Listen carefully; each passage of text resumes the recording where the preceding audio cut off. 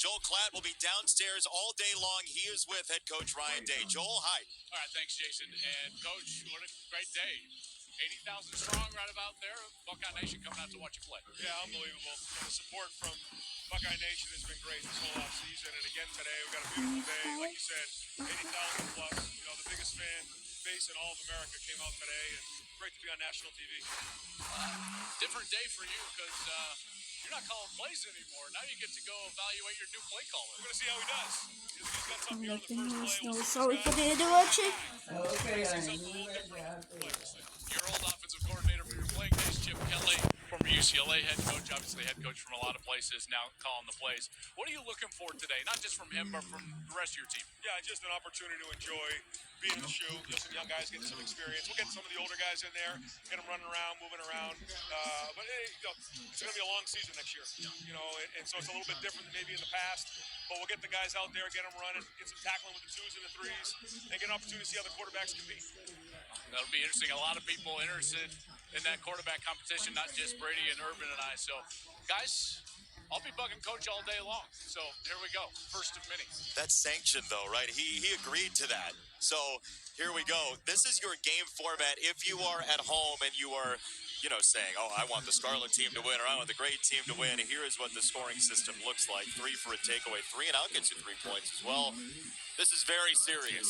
Very serious tabulation going on. We'll keep score along. But there's so much to watch here just to get little pieces of evidence. And you heard Coach Day mention, it's a long season. You're going to have more depth this year, and that's a perfect reason to watch this game. And I think, Brady, one of the great things about Ohio State is you can put players in front of 80,000 people. And you're a player, and you've done that before. It takes your breath away the first couple of times you perform that. So I always use this is an opportunity. First, get the old guys a little bit of playtime, but get them out. Let the young players see how they perform in front of a big crowd. You saw Fielding kick off alone, so he gets the first spotlight, and the second one is Will Howard, who battled for the starting quarterback spot at Kansas State. He understands this situation. He's in the transfer position that Adrian Martinez was in at Kansas State. What are you watching today, Brady? Well, I want to see his command of the offense. I mean, really the two things you're trying to accomplish is showcasing your command, but also the trust that your coaches have in you in executing this offense. A little T formation maybe for Woody Hayes here at Ohio State from Chip Kelly early on. I think the official term is robust formation from the Woody Hayes era. I didn't know that was going to come out here. You love that nod, though, right, from Chip Kelly? We should acknowledge, too, Coach, they're utilizing thud technique. Can you define what that means for us? Yeah, thud is when you see the ones and the twos, and everybody's kind of on a pitch count. We used to say the 1,000-rep club. When you get 1,000 reps, why are you still continuing? Because your body just the wear and tear. So thud is full speed until you get to the ball carrier. Everybody stay up at all costs. You did that, obviously, in the NFL, and that's why you practiced. That's right. You saw Travion Henderson with the catch there. We've seen Quinshon Judkins as well, the transfer from Ole Miss. It's a pretty well-stocked running back room for the Buckeyes. Bounty of riches. I mean, really, when you're talking about quite possibly the best 1-2 punch that there is in college football. And I think the one thing that Chip Kelly is going to bring to this offense is expanded run game now. Ohio State's always had dynamic throwers. Now they have 2 of the best running backs in the country. You're going to see an expanded run game. That was G. Scott Jr., his first catch. You see what Chip Kelly has done. What, Coach Meyer, makes his run game so innovative? Well, for the first time in several years now, you're going to see a quarterback. He is now a critical piece of the puzzle. You have to account for the quarterback in a Chip Kelly offense, and that's why they got a Will Howard. So Will Howard is going to be a perfect fit what Chip Kelly likes to do. One of the most innovative offensive minds in college football. There you see a little end around for Ballard, Joel. How's he doing? And guys, what's interesting down here, and I'm with Coach, as you're watching these guys, and everyone out here is a veteran, even Will Howard, but what are you looking for Will here? Well, this is his first time in the shoe, first time in the offense, seeing the signals, going through it. He's played a lot of football, but this is his first time in our offense. So, he wants to get a little juice going, have a little fun. I think this is the first time for Buckeye Nation seeing him. So he wants to do a good job with the first drive, take care of the football. Already got the ball to midfield, so let's see what happens here. There's Q, guys. Quinshon Judkins here. It's Carey. I'll tell you, I'm excited to see him play this year. Yeah, I mean, he is one of the most used tailbacks the last couple of years at Ole Miss. Number 1 in carries, 545 wear and tear.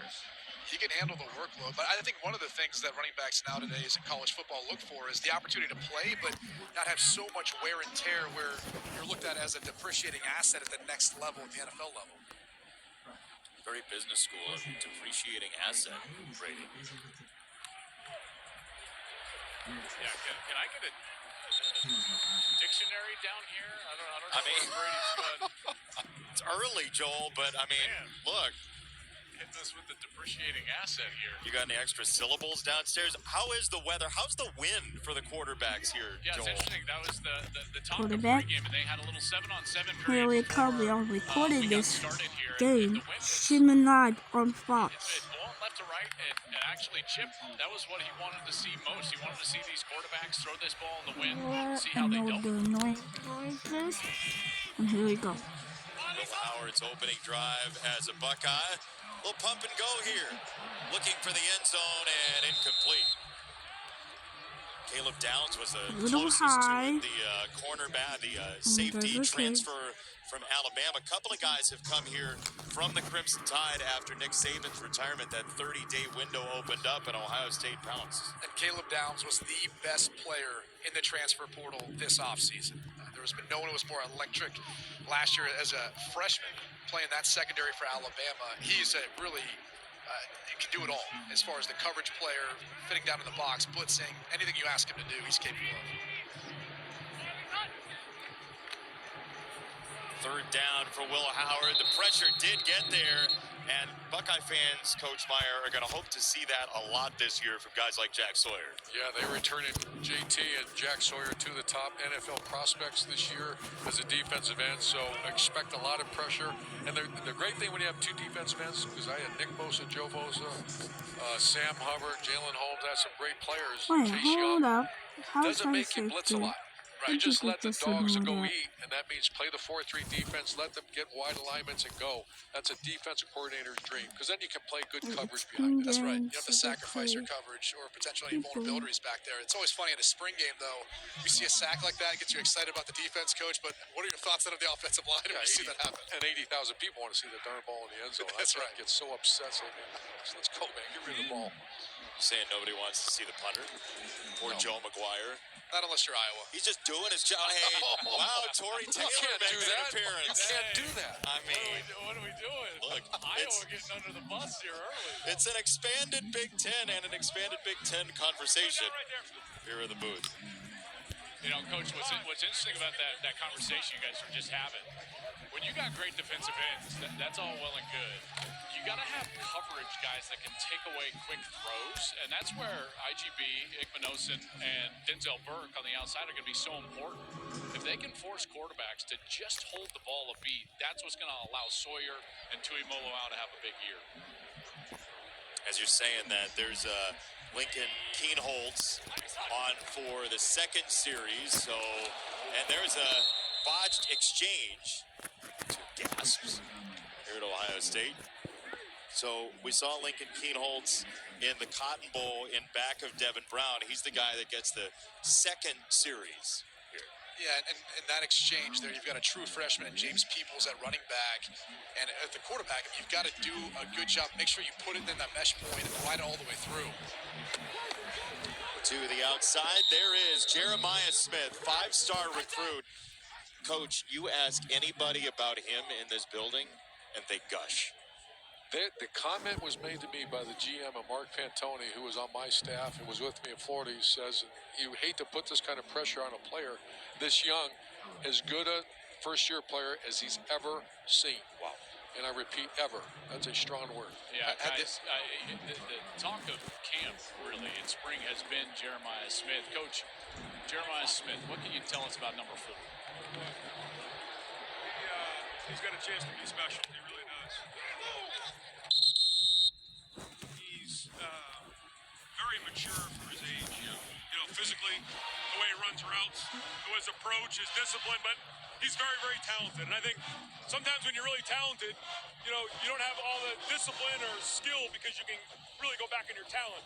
He's talented, disciplined, and skilled. Well, you've had a few of them here. I mean, my goodness, it's been an embarrassment of riches at the wide receiver position. He seems to be kind of the next one in line. Yeah, we'll see. I mean, what we've seen this spring has been excellent, and you'll get a chance to see it. He's not going to play a ton today. We're going to be careful with him, but he's got a chance to be special. Well, I mean, guys, you've seen some of the clips on social media. Here's another carry for number 4 here. And the twos, when they get out here like this, they are in a live tempo. So we'll get thud from the ones like you discussed, and then we'll get a live tempo here, taking guys to the ground with the twos. Joel, you're down there, you're looking at him. Jeremiah Smith, just in terms of physicality and athleticism, what's your estimation? He looks like a guy that's a fourth-year senior.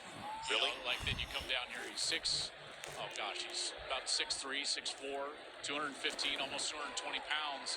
But it's the ease with which he moves, his fluidity, and from what I saw from some practices and then on their practice tape, his ability to adjust and make catches in contested areas for a young player is really second to none. I don't want this to sound like an overstatement talking about Jeremiah Smith, but I live in the South Florida area. I had the chance to go watch him play at Chaminade Madonna, and it really reminded me of a guy who was in my class coming out of high school, LeBron James. Really? That's how dominant he was. That's how so many years ahead of, I think, where most young men are at this age. So I understand what comes along with that statement, but this young man's going to tear up college football, in my opinion. Here's Ryan Day's reaction to when Jeremiah Smith officially signed. Really? Yes.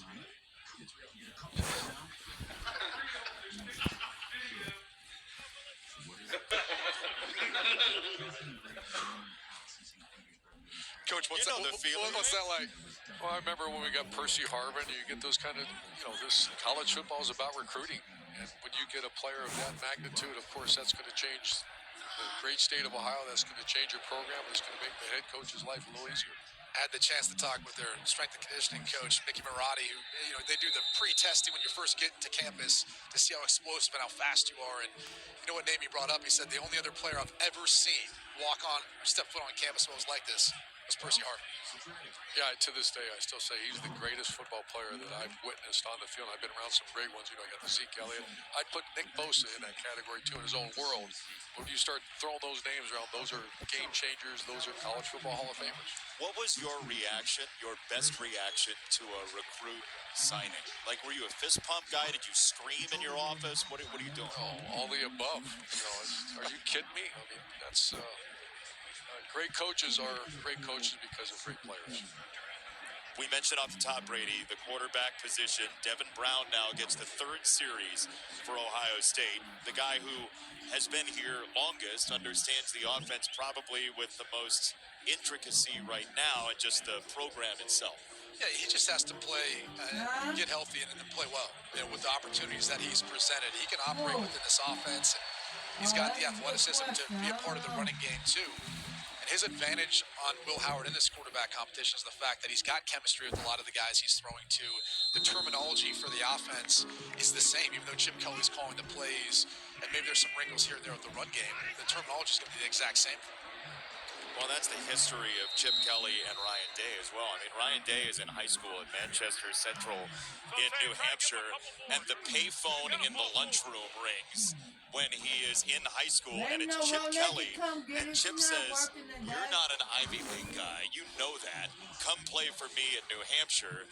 And we end up with these two reconvening decades later here at Ohio State. Who would ever think New Hampshire, the mecca of college? Dan Mullen was from right down the street, too. Chip Kelly, Dan Mullen, and Ryan Day. It is a history that goes a long way back. So Devin Brown in the offense with some movement downfield here. What are you evaluating, Coach, as you watch quarterbacks in the spring game other than don't get hurt? No, I think this is not a don't get hurt mentality. That is when you have a 4-year starter, 3-year starter. I'm looking for production. You got to how's a quarterback defined, Brady? Win the game and put the ball in the end zone. Take care of it, of course. Yep. So, no, this is a much different scenario. You are evaluating everything in this situation because you don't know the quarterback. And Brady, when you have 7 quarterbacks on a roster or 3 or 4, they have to get reps. Right. That's my biggest concern watching this is how do you get your top 2 quarterbacks the reps necessary for the fall? Yeah, I always say, too, in this, you want to be an eraser. You want to erase the mistakes. So you saw a couple plays ago, the scramble for the first down. It's those sort of moments, too, where you can continue to move the chains and give yourself a position to go score points and be an eraser for other people's mistakes. That also helps elevate you in that quarterback competition. Fellas, I was just going to get with Coach here. Coach, take me to how you evaluate your guys, Will and Devin, in a thud tempo style. What are you looking at? Yeah, it's the same thing. I mean, you're trying to see the decisions that are being made, keep us on schedule, first down. You want to make 4 yards on first down, and then how do they keep things on schedule? And then also, how do they convert on third down? I think right here, that's a big third down pickup. When we get into the red zone, you want to see how he's going to react. You want to see, he's taking care of the ball, but also just how the offense is moving. I think that's really important. And is the ball going where it's supposed to be on time? And I think, you get to late in spring, a lot of times they've seen the same plays over and over again. So, it's going to happen, but you can't throw the ball into trouble. And obviously, that timing aspect is so important, but also the decision-making, getting that ball out of your hand quickly. Well, that's it. Yeah, you can't take sacks, especially not here in the red zone. You want to get vertical right there. Right there, you pick up about 4 or 5 yards. Now the ball's on the 17-yard line. So now you have run-pass options right here. And, we're going to have the opportunity to run the quarterbacks a little bit this year. So when we get down in that red zone, that's going to be a big, I think, advantage for us as we move into this area. We got to keep the ball moving forward. We can't take negative plays in this area. Joel, is he down there yelling ball like Will Howard told us he is? Not yet. Not yet, but he is very in tune with the play call. And what I love about it is now he gets a chance to evaluate his old mentor and play caller, Chip Kelly. Brady, let's talk about the red zone a little bit. The ability to have a quarterback become your equalizer. There's no more important area of the field coming out, but then going in. Because now it's very difficult to throw the ball down. You better be an accurate quarterback because the field's condensed. Having a quarterback, that was our favorite place. That's when the Tebows and the JT Barretts and those type of players, you put the ball in their hand because you +1 the defense. It's an extra number, right? Yeah. And even on any passing play, it becomes a run play with the quarterback. You try to buy time, allow someone to separate and get open in that condensed portion of the field, or you take off. Even if you're not a runner. I wasn't much of a runner, but when I got in the red zone, believe me, I was looking to take off if I could. Third down, on the roll. Devin Brown ends up at the sideline. This defense, I think we've learned in the first couple series, that's Jaden Bonsu who took him to the paint along with Malone. We've learned that this defense is a pretty staunch group. No doubt about it. They should be one of the best in the country next season. And you're also exposed a little bit of Ohio State's biggest concern last year and this year, the offensive line. They should be much better this year. They got a transfer from Alabama. They're going to be much better, but you're seeing a little bit of one of their concerns right now. That was a concern last year. The right side in particular, I think, for this year's offensive line is more the focal point. The transfer you're talking about, Seth McLaughlin from Alabama. You saw Jim Knowles' defense and what it has done in the past last year as he simplified it a little bit. Downstairs, Jenny Taft. Well, we've been chatting quarterbacks throughout the day, and as expected, and we are going to see all of them, but I did have a chance to catch up with both Will Howard and Devin Brown this week, and it was interesting. I think the biggest point of emphasis from Devin Brown was all about the fact that he's finally healthy. We know the injuries he's been through. We know what happened at the Cotton Bowl. He just doesn't feel like he's had the opportunity to truly showcase what he can do. Then when it comes to Will Howard, I asked him about the pressure of being the quarterback at Ohio State. He said, that doesn't intimidate me. I know it's going to be a battle. He's loved the vibe here, the energy, how this place is top-notch, and he's just so excited to get going, continue to learn, and I'm already seeing that leadership on display. Jenny, I thought it was interesting as we talked to him that he's just going to get better and better within this offense as he learns it because, the whole deal with the offensive coordinator, the Bill O'Brien saga for a little while, then Chip Kelly jumps in. There hasn't been a ton of time to really install it for a transfer in Will Howard. And quarterback's such a developmental position that you need the experience, you need the physical reps. It's one thing to be on the sideline in the film room watching or even walking through. It's another thing to be out there in 11-on-11 football. And that's where I think he's got a leg up, obviously, in the competition to be the starting quarterback here at Ohio State, but also in just understanding a new system. I always try to explain to people, it's like talking a different language. Football is all the same, but people communicate in different ways, and that's the challenge right now for Will Howard. You know, the game changed a lot since when you were a quarterback and I was playing. Or when I was coaching and you were playing, obviously, you were never allowed to meet with the players in the offseason. Remember those days? Yeah. You know what? There are no rules now. They're having walkthroughs. They're having balls in the air. So they're getting the chance to prepare a transfer quarterback has never been better for a coach and a quarterback. You almost have to have it nowadays with all the movement. This has got to be the loneliest feeling in the world. Kicking with nobody out there? I was going to say, that's why I'm standing here. I'm trying to give him company, guys. That's how Joel feels, huh? Just go talk to him, Joel. Just say, hey, I'm here for you. I'm like, where are you trying to kick this? And he's like, well. I love it. New faces for Ohio State. Chip Kelly shows up here as the offensive coordinator, an innovative mind. Will Howard, we've talked about 15-12 and a Big 12 title a couple of years ago for Kansas State. Caleb Downs, a very important transfer, maybe one of the most important transfers in college football, along with Judkins from Ole Miss, the well-used tailback, and then McLaughlin, who you were talking about, Coach Meyer, over on the right side of that offensive line. And now we see the depth of the quarterback room. Another Alabama transfer officially, Julian Sayin, as he drops it off for T.C. Caffey on the catch. And now Sayin was a transfer because he was at Alabama for a very short time. Then the window opened with Nick Saban's retirement. And now you talk about embarrassment of riches. Wow. Yeah, I spent some time with Mark Pantoni, again, the recruiting coordinator or GM of Ohio State. And they say this guy could be tremendous. I mean, he's not physically a big man, but the ball comes out, Brady. He's very smooth, very intelligent. He understands the game. He's been very well coached in his career in high school. But they say this guy could be something special. There's no doubt about it. You can see he's got that quick release, but he spins the football well. Talk to the coaching staff. They say he's picking up the offense really fast for a guy who's just a freshman. He just got on campus here just a little while ago. So, Buckeye fans, got between Julian Sayin and Aaron Nolan, who's a true freshman as well. Just an embarrassment of riches, too, at the quarterback spot. This is certainly a bigger stage than winning the Avocado League title in California for Julian Sayin. It's a different feeling, but you were talking about that, Coach, that when you are in this environment, it does change your heart rate, right? What did you see from guys walking into this place for the first time? Well, you recruit certain areas of the country where there are, again, 25,000, 30,000 people in games. You know, you go to a player from Texas, they're used to playing in front of big crowds. You get other guys coming from small areas, you can see the reaction to them. And then even next fall when the thing is at 110,000. So that is a real issue with some players. Other players, it doesn't matter. But there's one way to find out. Yep.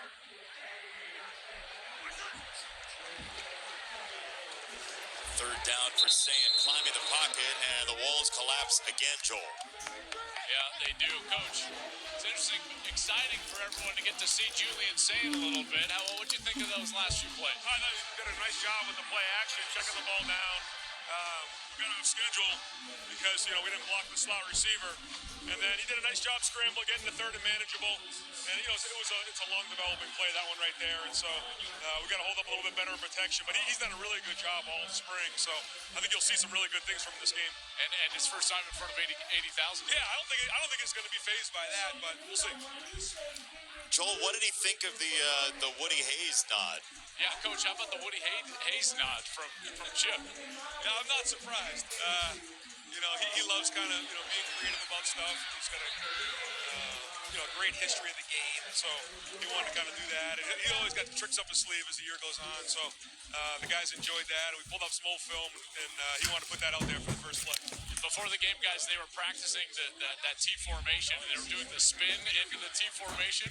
All the guys were loving it. Everybody back there, they're like, don't forget the spin. Yeah, we got to have a little fun, especially in the spring, and so it was good. And it's going to be fun to see, if we're able to play with multiple running backs in the game this season. Yeah, that'll be exactly right, guys. With Quinshon Judkins in there, with Travion Henderson, that's what I'm most interested in from a running back's perspective is how many times will we see them in the game at the same time?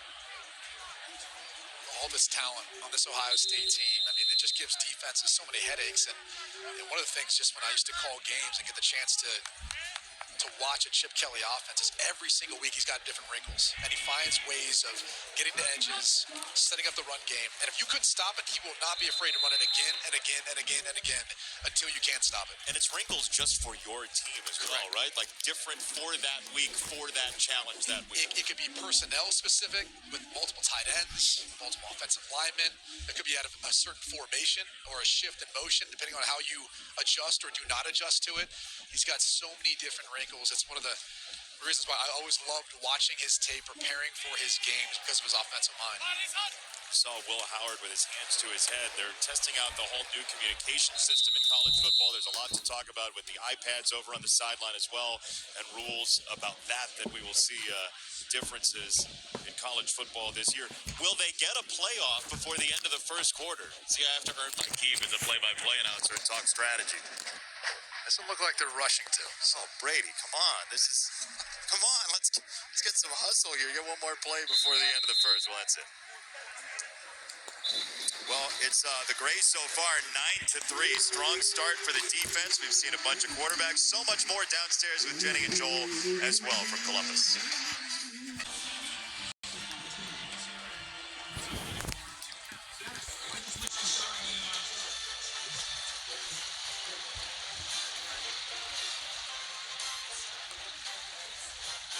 Championship history of Ohio State University and this wide receiver crew that we're going to see this year. Obviously an influx of talent. Brian Hartline has had some guys come through here. The Buckeyes have Garrett Wilson, Chris Olave, Jackson Smith, and Jigba as well.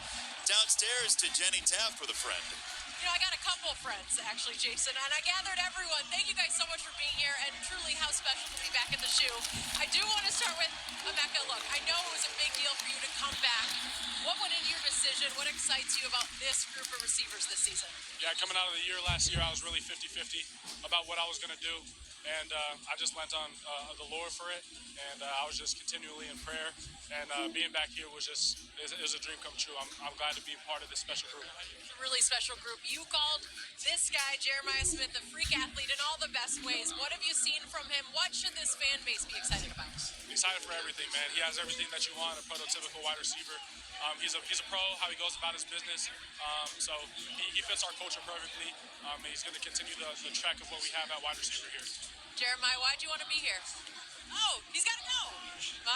So much for that. See ya. You know, this does feel a little bit new, right? We're just trying to get guys when we can. I will try to get a quote from Jeremiah and Carnell, but what I was going to say, obviously, Jeremiah Smith, the excitement around this young talent, everyone has told me he just keeps his head down. He gets to work. He doesn't say too much yet. He lets us play, do the talking. And then with Carnell Tate, he's just really been one of those guys that they're excited to see what he does in this second year, this sophomore season. Marvin Harrison Jr. saying he could be one of the best receivers to come through Ohio State. And Marvin Harrison Jr. himself was one of those, certainly. Jenny, I was going to say, he looked very serious as you were standing there talking to Emeka, and that's how all business he was. He just walked away because he had to put his helmet on. And I'm obviously putting them a little bit on the spot here, right. But I said, Jerry, give me a couple receivers. He brought everyone. Now I feel bad I didn't ask everyone a question, but that's what this is all about. It's to have the experience at the shoe, to get excited, and you can just already feel the intensity surrounding this group, and I think that's what excites all of us. And I know Joel's going to chat with Coach Hartline as well about the potential of the group. I'm just looking at Coach's reaction for interviews during the course of a spring game. Coach, that happened when you were coaching, right? Yeah, back, if I was the head coach, I'd have to check with Jenny Taft to when I can have my players. Right. How about I'm just kidding. if I grab an assistant coach while the game is going on, right? Coach, I apologize. Forgive me. I'm just trying to keep it fun and fresh down here. Yeah. Coach Meyer is cringing because we're talking with everyone during the game. I got Coach Hartline right here, fellas, and we were just talking about your lineage of great players, first-round wide receivers. You're about to have another one here in a couple of weeks with Marv, but you got another great room in front of you here for next year. Yeah, we're really blessed with these guys. I mean, I think that every year I come in and out, and I just think about how blessed we are that these guys choose us. We're trying to recruit the right guys that fit our room, but in the end, they're choosing us, and then we're very blessed by that. And it's our job now to make sure we maximize what they're capable of. And obviously the parents, the families are phenomenal. but to then take it to the next level is our goal. What are you looking for today? Because you got some veterans, right? Emeka's not going to do anything today to change what you think about him, but what are you looking for from some of your other guys that maybe haven't played a lot of football yet? Yeah, it's a big game. I mean, it's a game day. So some guys that are starting in a spring game that they never even started a game before. You know, that's a huge deal. Guys that didn't play, maybe had a role last year, they do this year, or they're going to, and they're trying to earn that now. So they know what's on the line. They know this is the closest thing to a fall game. They're just trying to put their best foot forward, so it's pretty great. I know that you've got some really talented young guys, but what does it mean for your room to have a leader like Mecca Ibuka, come back to kind of be at the forefront of your room? Yeah, Mecca coming back says a lot. You know, I mean, it's between him wanting to be here, he's already graduated, so it wasn't about graduating. It was just unfinished business. He wanted to lead this group. He wanted to be his room, and it just says a lot about the room, the coaching, the culture in the locker room, and then really a lot about him and his family. So we're blessed to have him back. He's excited to lead this room, and with his leadership, we'll be all right. Appreciate your time, man. Yeah, thank you very much. Ryan Hartline, one of the best teachers of footwork in a wide receiver room. What they do at the top of their route trees is scary stuff. That's what allowed him to be an NFL caliber wide receiver too, is all the little things, how detailed he was, and he shares that and brings that to the way he coaches up these young men. And you can see why they're so special. The recruiting tradition that Hartline's brought to Ohio State has been, in my opinion, unmatched in the last couple decades of what he's done as far as bringing in quality first-round draft picks. I can't remember that ever being done before. How does that he do position? Well, he relates well with the player.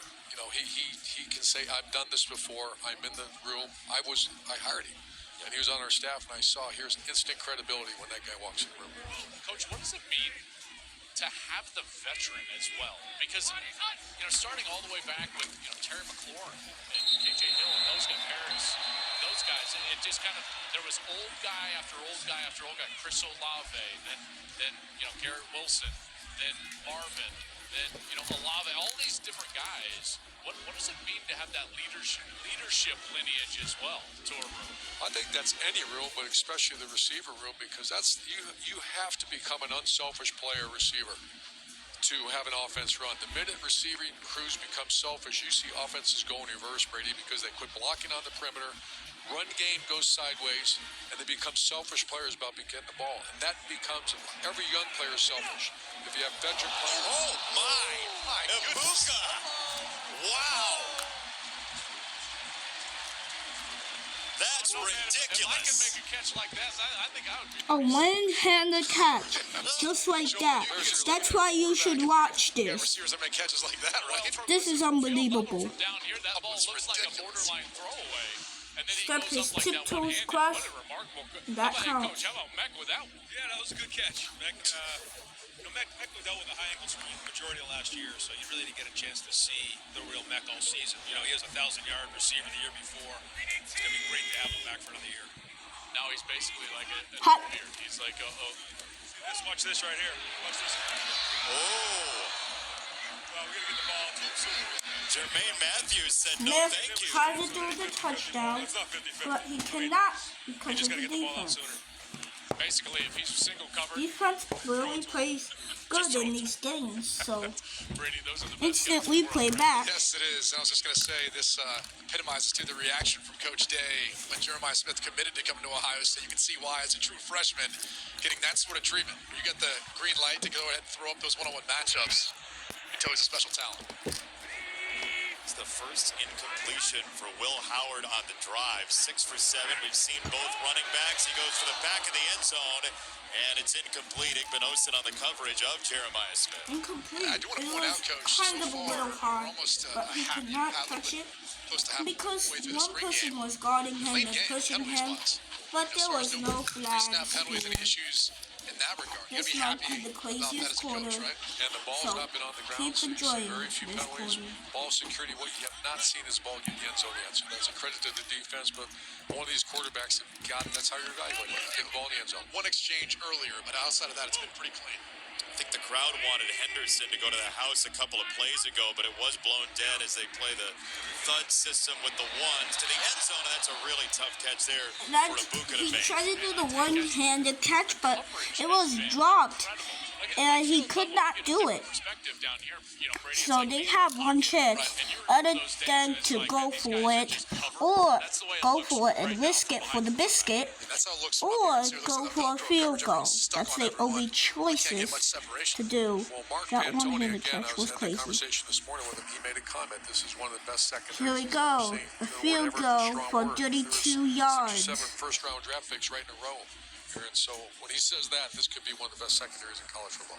They're certainly going to And need the kick, depth. And as you look at a team that's trying to go from great to good. championship caliber, good 6 to great to to 9.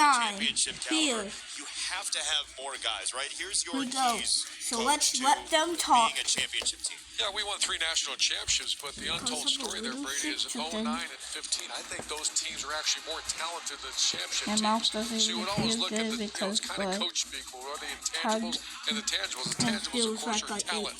Your quarterback can't just be a great thrower. He's got to be a playmaker, get the first down, keep you on in manageable situations. Your defensive front 7, that is usually the difference maker when you get to the big game. A strong offensive line to control the line of scrimmage. You've seen that the last 10 national champions. So enjoy this game, everybody. You have to have corners, which Ohio State obviously does. Now here's the intangibles. Toughness, you have to be a tough, rugged outfit. You saw that last year from Ann Arbor. That was a tough, rugged outfit. You have to have leadership because the coaches aren't always around. What are they doing? Are they taking care of their bodies? Do you have great leadership, a great practice team, self-assist, and you have to have an elite staff. And nowadays, you lose coaches quite a bit. It's a rotating door sometimes. You have to have an elite staff. That separates the good from the great. Well, the running back coach position is turned over. Carlos Lockwood comes from Oregon. Among other staff changes, Joel, I believe you've got Chip Kelly in a moment here. Hike the ball. With Chip Kelly, that's a nice run from Lincoln right there. So they got the Ohio logo. So yeah. Why? That's the question, right? I think everybody is wondering that. Well, why are you here? I just want to coach football. I think in this day and age, things are changing, and I coach our quarterbacks in our bowl game.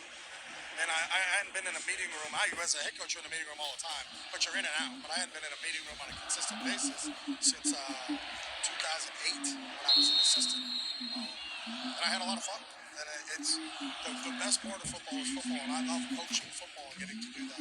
I think sometimes the role has changed. You're a little bit more of an administrator. Not at all places, but at some places. You got to fundraise. You got to do a lot of those things. I just want to coach ball. And if I was going to go somewhere, it would be somewhere where the program shares the same values and visions that I have. And I've known Ryan since he was a little kid. So, when he called and we talked about it a little bit, it was intriguing. Well, it's obviously a great fit because of the guy that you're going to work for. But obviously now this offense that you have, and you're going to be charged with trying to make a plan that has a number of different skill position players that you got to get the ball. We do, and I think that's our job as a coaching staff. I think we got an unbelievable staff here on the offensive side of the ball. That it's always a collaborative effort, and Ryan's still going to be really, really involved. Like Ryan's not a CEO. I mean, he's a football guy himself. So the fact that all of us will contribute and put a game plan together we have talented wideouts, we've got really talented running backs. We've got to figure out who the quarterback's going to be. We're playing through this whole thing right now, but we feel really good about the group we have on the offensive side of the ball. What is your call it one thing that you really want to see here today? Just production. And can you move a group?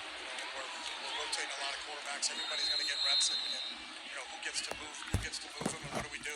And the evaluation isn't going to be made off of just today, too. It's through the whole 15 spring practices that we've had, and we'll keep going and keep working. But on days like this, you want to see it. We haven't really been outside for much of the spring, so to be here today in front of a crowd, that's a different setting. The wind is a little bit of a different setting, but you're going to have to play in front of a crowd. You're going to have to play in the wind, so we're going to see who can step up on a day like this. How was it when your former pupil ran over here and he started barking some calls? He said, no more of that play. That play wasn't working. That was a good call by him. There we go. Good decision by his former quarterback, fellas. Joel, thank you. That interception for Calvin Simpson Hunt of Waxahachie, Texas, to add to the Gray lead. So you heard Ryan Day and Chip Kelly talk about their relationship. That's from way back in the day. Ryan was his quarterback coach, assistant at a couple of spots, including the Philadelphia Eagles, and he went with them to the 49ers as well. And Chip's little boy's all grown up. Yeah. Here. Coach, I'd love to go back to the conversation, though, just about what it takes for a head coach now in college football. We've seen so much change over the course of the last few years. Is it evolved into a point where you now have to be that CEO? You're not going to be in meeting rooms quite as much and digging into the film and around the players as much as you used to be? I think there's 2 points to that. Number one is that is all true. You have to be a full-time recruiter, and now it sounds like to me Brian's calling people raising money for this NIL collective. But what else has changed, too, is the complexity of the game. To be a play caller now, that's a full-time job. That's an 8 to 10 hour a day job when you're getting ready. It wasn't that way. You remember the early days. Teams ran very simplistic. Now also the evolution of the digital phase of college football. It is a complex, full-time job to be a play caller. Ryan Day is with us. He's listening to our conversation. Jason Benetti, Brady Quinn, Urban Meyer upstairs. Thank you for doing this with us. How complex is calling plays? Like, how much time were you actually practically spending doing that? Yeah, there's only so many hours in the day, so how do you spend your time? And when you're trying to call plays, you have to come up with these contingency plans for all the different scenarios that can come into play. So everybody has a game plan, and we spend a long time trying to go through all the different scenarios. So when you look at someone's call sheet, it's not all these different plays. It's all these different contingency plans for down and distance, certain defenses you may see, areas of the field. And so you're constantly playing the game in your head and trying to do that before you actually get on the field. So you're making decisions in a different environment than actually the stress of a game. So it takes a long time to get organized that way, and then you have to deviate at times. And Coach Day, one of the things that I found as a head coach, you also have that obligation to go spend time in the defense room with the defensive staff. And if you're a play caller, it's a full-time job. A lot of times that keeps you from going and doing the special teams and the defensive. And I think you'll find out that this is going to be, it's going to free you up, and you're going to get so much more involved in defense and special teams as well. Yeah, there's no question. You and I have talked about that. I think you're exactly right. I mean, today's day and age, the amount of time it takes and everything that's going on, I just think it's so important, and every year you have to take a look. We've been a play away or a drive away from reaching our goals each year. You got to be self-reflective and try to figure out what do you need to do to get that done. And the first thing was getting the right people in the right seats, and that was the players, and then it was getting the right coaches on the right spot, making that decision, for me to be self-respective enough to say, I need to be around the defense more. I need to be around the special teams more. I need to do more with NIL. I need to do more with the team. So I think this is an opportunity to really free some of that time up. And especially as your roster building, right? I mean, the roster build, like early December. You think about early December for you or any head coach around the country. And coach, you never had to deal with this, back in the day, but now you've got early signing day and the portal open at the exact same time. So the time commitments, just from a CEO, GM standpoint, have gone through the roof. Yeah, you have to find ways to adapt. I mean, that's the most important thing in today's day and age. And I think that here we've done that. And that's been the support of so many people. Certainly players coming back and the culture that these guys have continued to enhance, but also the support of Buckeye Nation and what they've been able to do to help us. Coach, you're down in the red zone here. Just where do your eyes go when you're watching a red zone situation like this? Man, a red zone, so many games are won and lost in a red zone. The first thing you have to do is the running back's got to get north-south. You can't take negative plays here. So we want to get vertical. Second thing is the 12th man is undefeated, and that 12th man is the end line. So everything shrinks down, and he makes everybody on defense more aggressive. And so everything moves faster down here. You have to be ready for extremes, but the ball's got to come out and that quarterback. You got to take care of it, and you got to make sure you understand the type of throws you got to make. So you got to throw top shelf throws. You got to throw down and dirty throws. Touchdown! You did a nice job of top shelfing that right there. That was a nice RPO, well-designed play. I think the linebacker jumped in a box, and we got behind him. Did that come out fast enough for you? No. Ball, right? Exactly Ball. right. Let's go. Get it out. That's amazing. That's a window into how a coach thinks, right, Urban? I mean, it's a touchdown. It's a clear touchdown. No, it didn't come out fast enough. Those are the standards, though, here at Ohio State, right? It'll be that much better. See, Devin Brown had one-on-one coverage, just man-to-man, and got his eyes in the right spot. How much faster does that have to come out, Brady? Maybe a tick, like coaches would say. It's tough to police these guys, but just ran with a nice catch in the back of the end zone. And then once again, that was an RPO, as you heard Coach Day said. That means that's a run first. He was reading, I think he was reading the walkout defender there. He triggered and threw the ball over his head. Devin Brown 3 for 3 on the drive, 50 yards, a 10-yard run as well. And Brennan Schramm, the sophomore from the state of Ohio, with a touchdown and the nice lettuce too underneath. One of these things when you've got a, that is a nice out of air. Right? That's like a shampoo commercial waiting to happen. Joel, what do you got down there? A little lettuce. Yeah, guys, okay, here's what we got here. Coach is giving them, we've got a minute 33.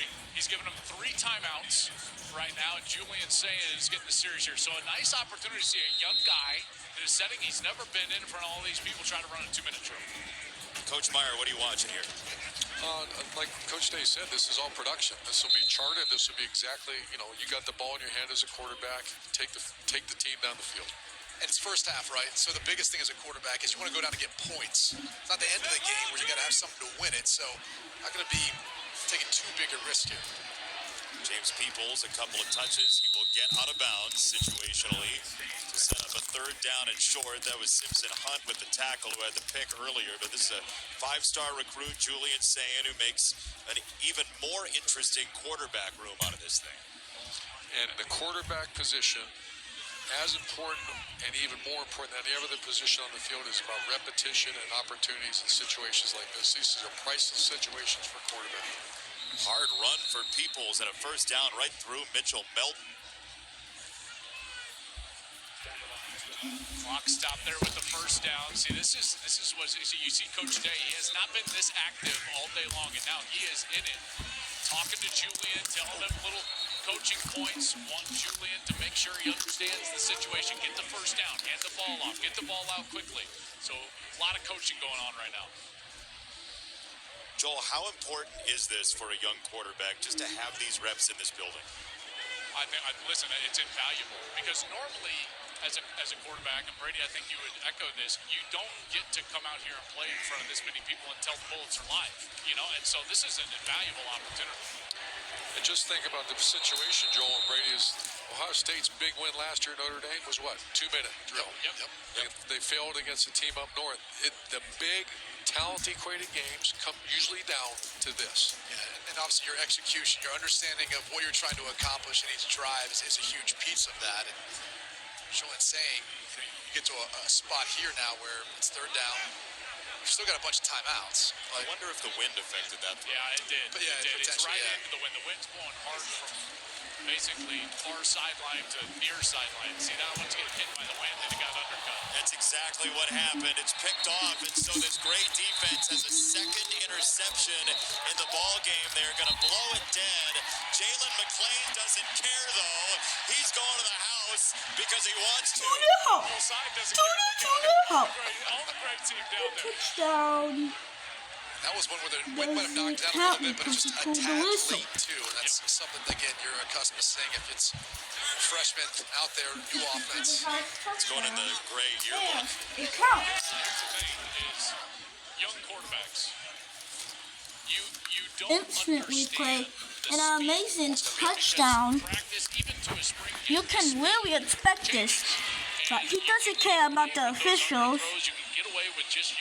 He hits him, but that doesn't count as a tackle. He has to sit down. Ultimately matter in practice.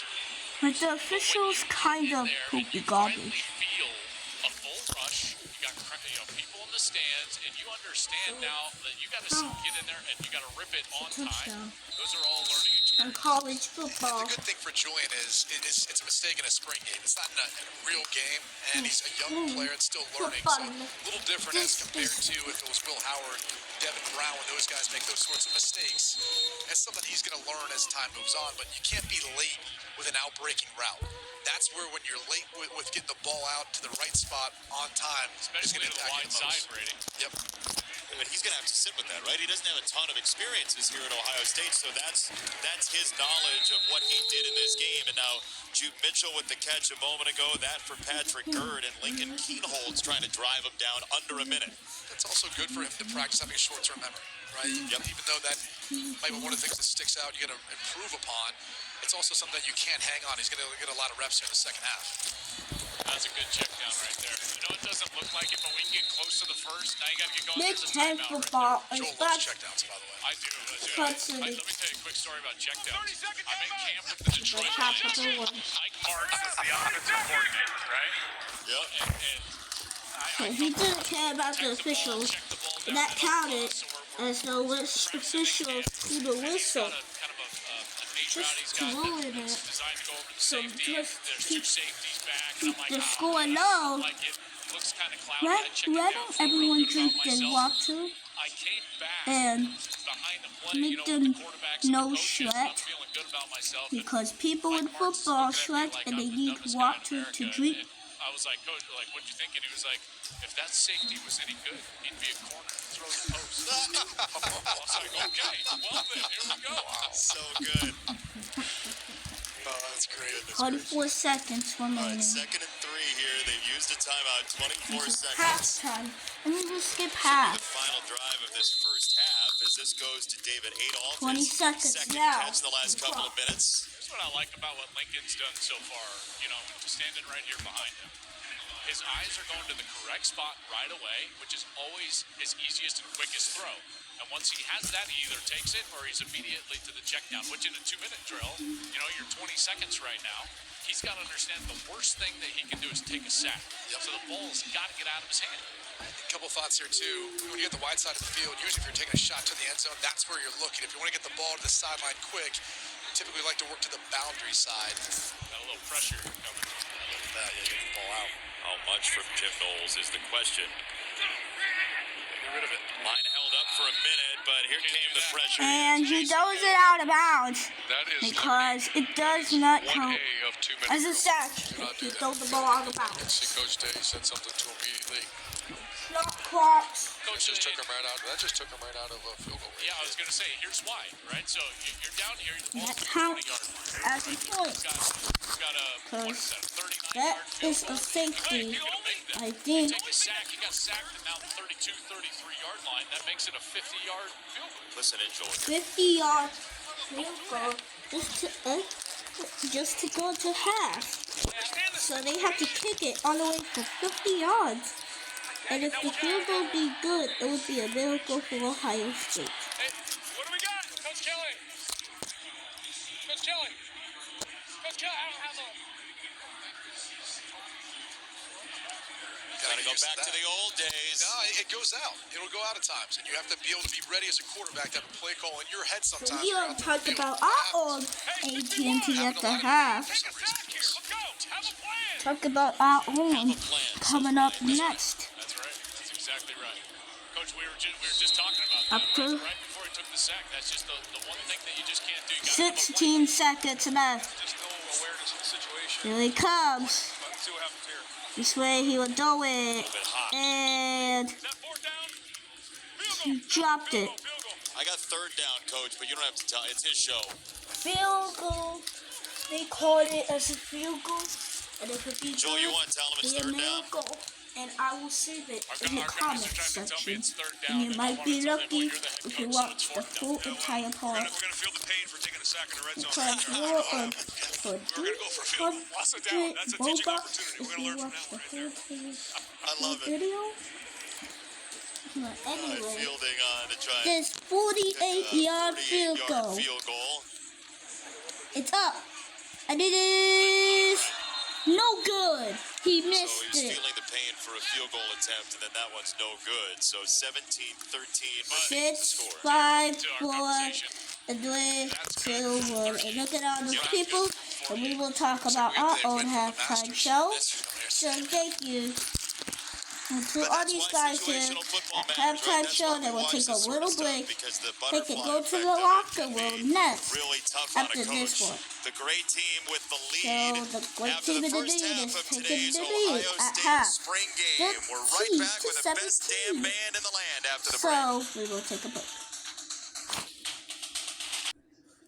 So our own halftime show here. These are some amazing games right here. You can expect this 13 to 17 at AT&T at the half. So let's talk about our own halftime show. It's been about 1 hour. And there's another game. We will show you half of the game in Big Ten Sports. We will talk about half of the game here. Hey, Talking about Dad, after this don't break. freak, but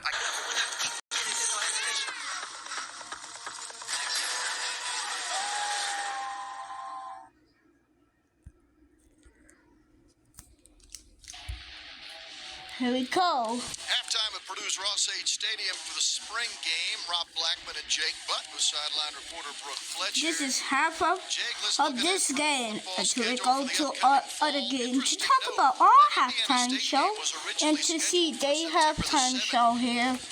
Good, because it's half. In the first week of the year. Now, luckily, Purdue was able to work with about 6 other schools to get that changed. So now Indiana State will be the opener August 31st, and then 2 weeks to prep for Notre Dame. That's a theme of the schedule as a whole, right? Is there is challenges ahead. Life in the new Big Ten with the additions of the 4 teams, no more East and West, it's already going to be tough. But you got Notre Dame and Oregon State out of conference before. I'm really excited for when Purdue opens up Big Ten play. It's the battle of the year 2 coaches. Ryan Walters here at Purdue, Matt Rule at Nebraska, and Luke Fickell up there at Wisconsin. Each one of those programs feels they're able to take a step forward this year. We'll get to find out who does that. And then in the back half of this schedule, Rob, tough. Big Ten no introduction for Oregon, Ohio Big State, Ten Penn State. and Northwestern Big actually 12 has the number 1 returning schedule. production on the defensive side of the ball in all of college football. Okay, David Braun did a phenomenal job up there. That's a team to watch out for. Michigan State, new head coach Jonathan Smith. Kurt Cignetti down at Indiana. They feel they'll be improved. So the floor of the Big Ten has been elevated. The ceiling Go buy has been tickets elevated. right now. It's going to be a Just fun season. get on live television. Purdue was If the you Big want Ten to get West Division into it, champion. just check No longer East and West divisions in the spreakfootball.com. Big Ten. So we take an ad break. Here we go. what?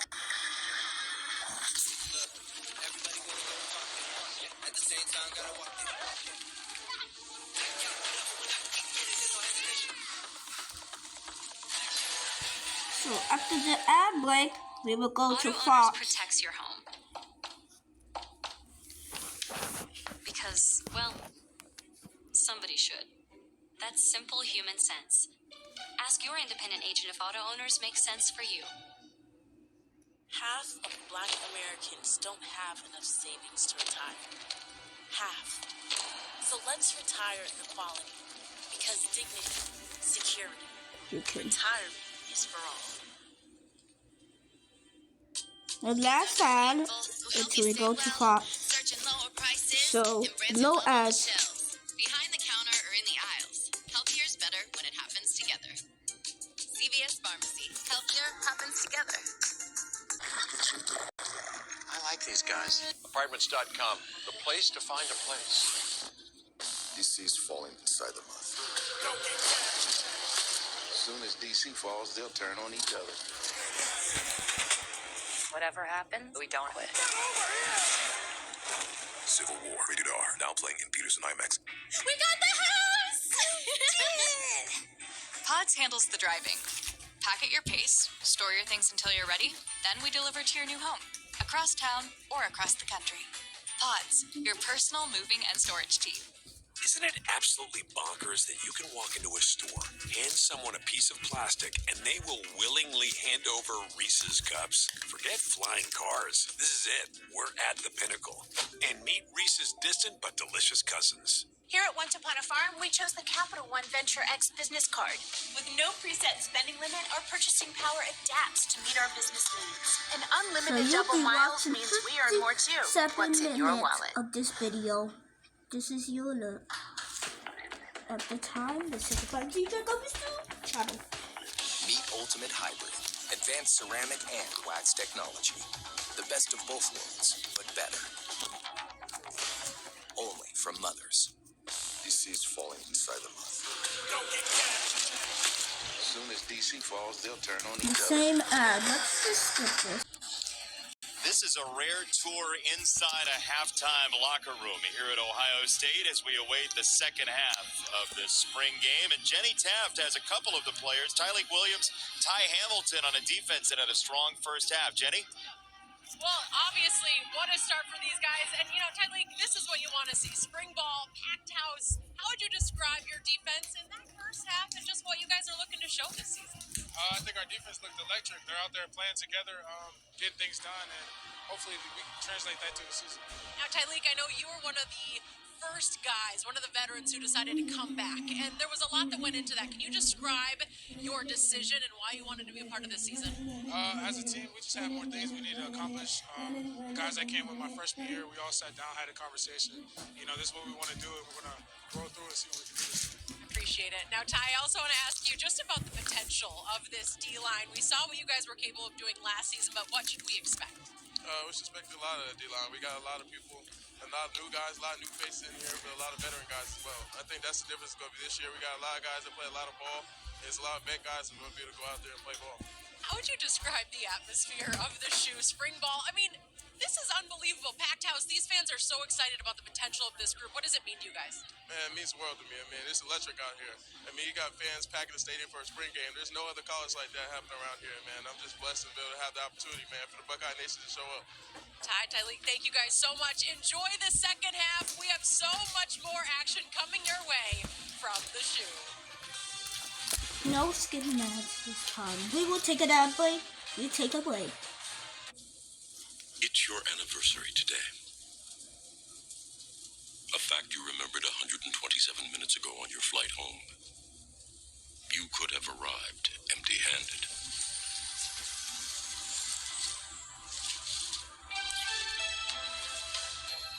But you exist in a world where it's easy to get flowers this fresh. Your door to better relationships. DoorDash. At Ace, your backyard is right in our backyard.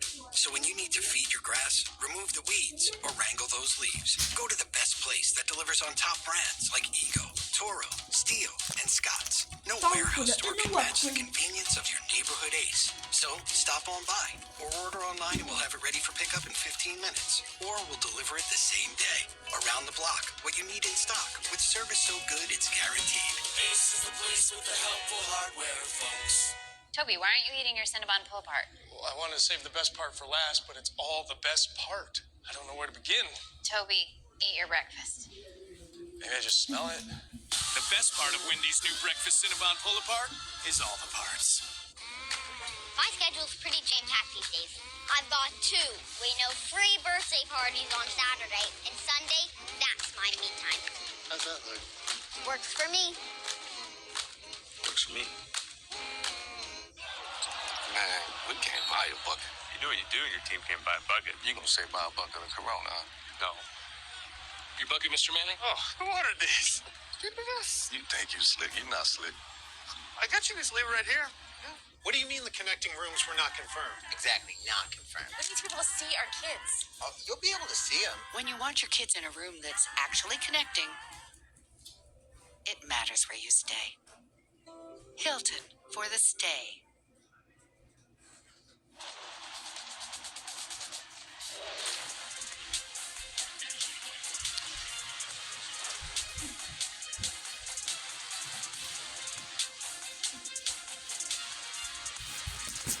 Here we go, we are back.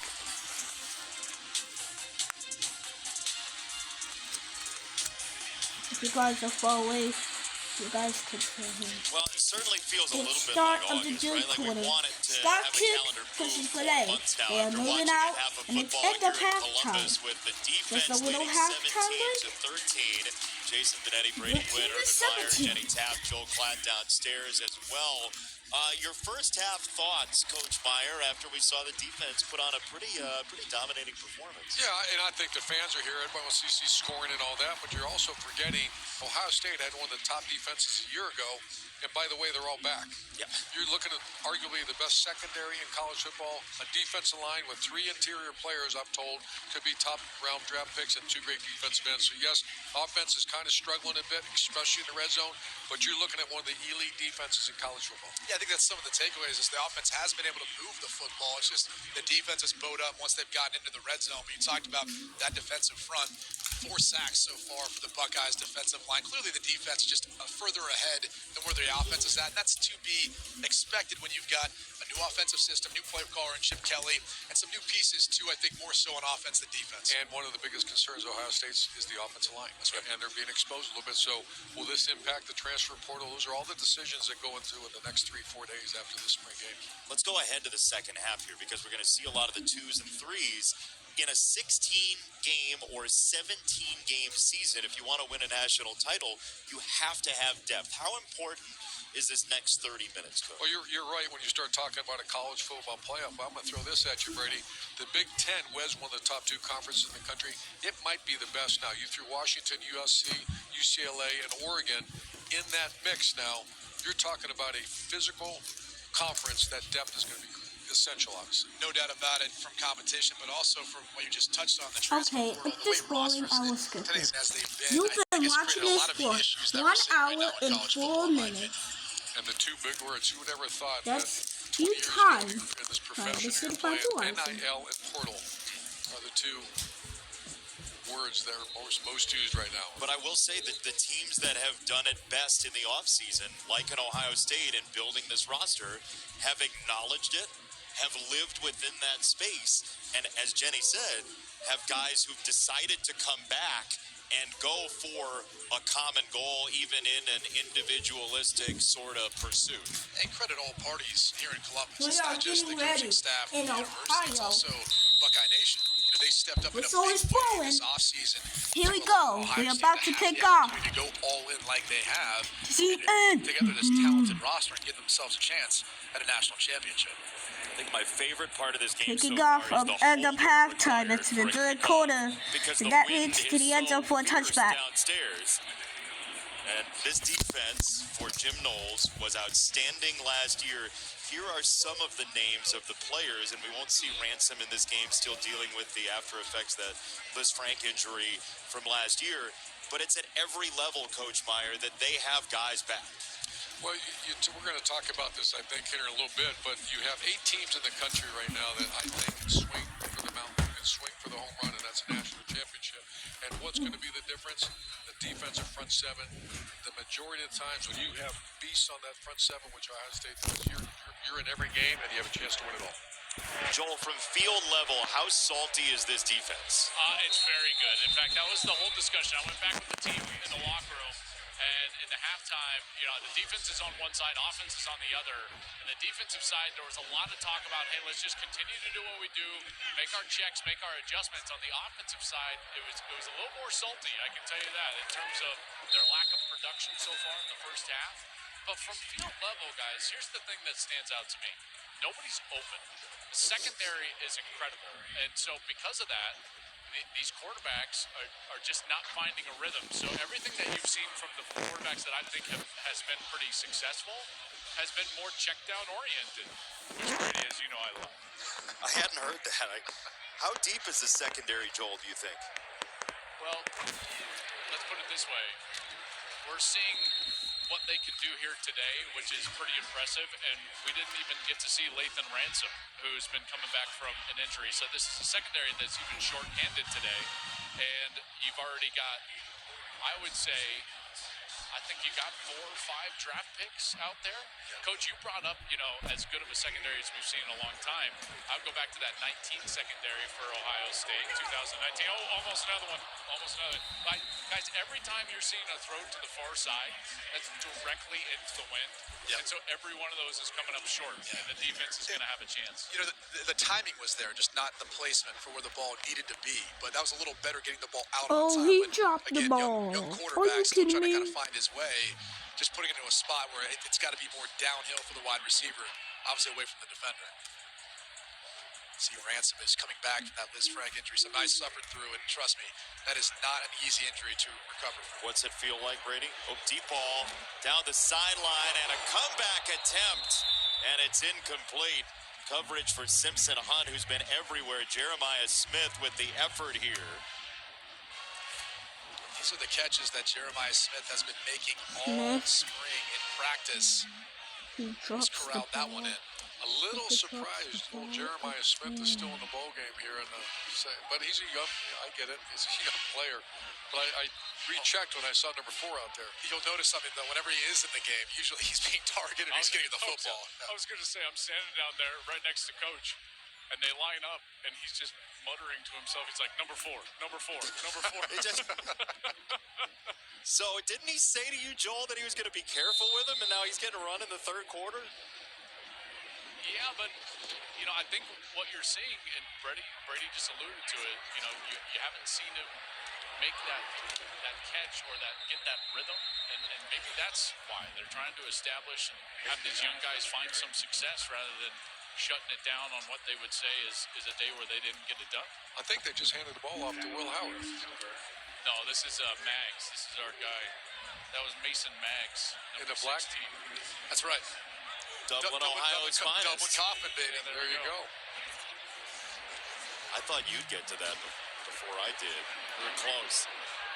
To the sideline, and that's right to a defensive player. It's Inky Jones. That's called an interception. Now, there is a replay review team here from the Big Ten to do point-to-point replay reviews, but right now that will stand as a pick for Inky Jones. Jack Merrick, the tight end, stumbles out of his break. Otherwise, the ball was actually in a decent spot.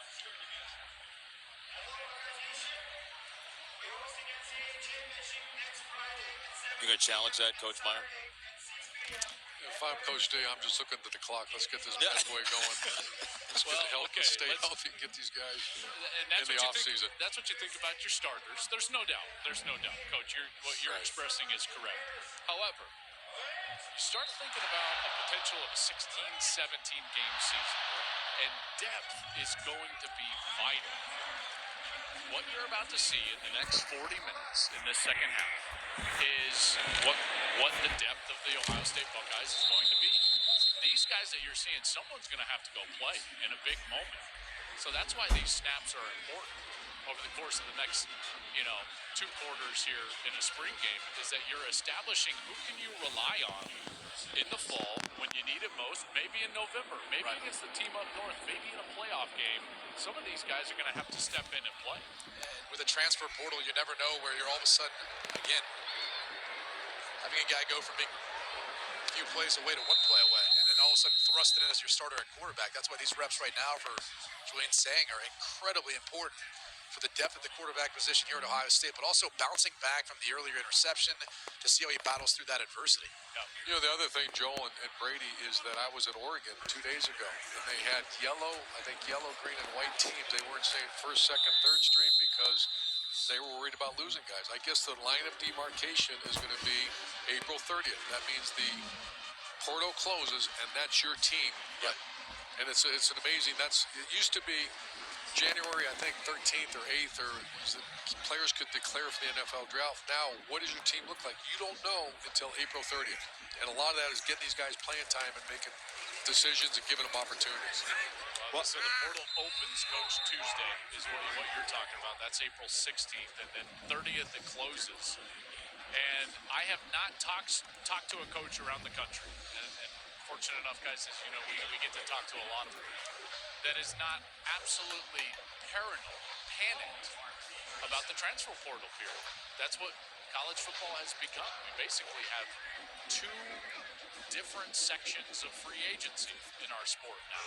And I think it's a big reason why Chip Kelly is standing over there calling plays. I thought what he said to you, Joel, is going to be like a bumper sticker on other coaches' cars. He said, I want to coach football. Yeah. That's right. The job description isn't exactly accurate anymore when you have, coach as part of it, right? Because it's about so many more other things going on right now. Julian Sayin in at quarterback for Ohio State. It's a first down into gray territory.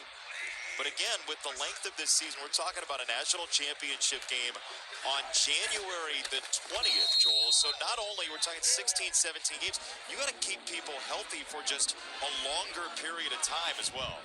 Yeah, and well, you're hitting a sore subject with me. That's too long, first of all. The fact that we shut it down after the regular season, and have a transfer period and a signing day, and then we try to play more football is wild. And I think that should be changed. But it also brings up, depth that we've talked about, but also the veteran nature of who's having success, not only in college football, but even think about the NCAA tournament in men's basketball. Coach, I'd love your thoughts on this too. Like, I think it's imperative now to not just be talented, but be experienced. And I think we saw that a year ago with Michigan, with all those guys coming back, for a common goal. They were able to get it done, and they won the national championship. And in a lot of ways, this team reminds me of that. And as Coach Meyer shudders right now, as I'm comparing them, but this team with all these guys coming back, they have veteran depth. And I really think that's what it's going to end up taking here in the next few years to win national championships. Well, you brought up in our production meeting, you brought up University of Connecticut basketball team. And you get experienced players as opposed to first-year players. It's obvious, but it's a tremendous advantage to have an experienced team. You saw it in Ann Arbor, like we just discussed.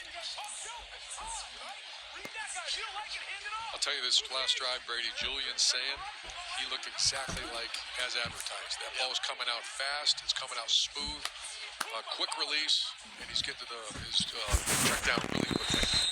Did I hear 313 Puma? Did I hear that right? What's the call? I'm going to get the read here right now. Coach, second and third one. What's the read here? What do we look at? Yeah, this is an RPO. Same one that we hit with Devin. So Julian should be reading the front side backer or safety, whoever that front side gap hitter is. Let's see. Looks like 18. So if 18 jumps in the box, we should be trying to get behind him. Let's see what happens here. Yeah, we should be able to throw this right behind him. Wow, boy, he decided to hand it off. We get in? You want a touchdown, Coach? All right. There you go. I would have thrown it, but we'll take it. James Peoples, the touchdown. That's what you like to see, though, too, for Buckeyes fans who have concerns about the offensive line.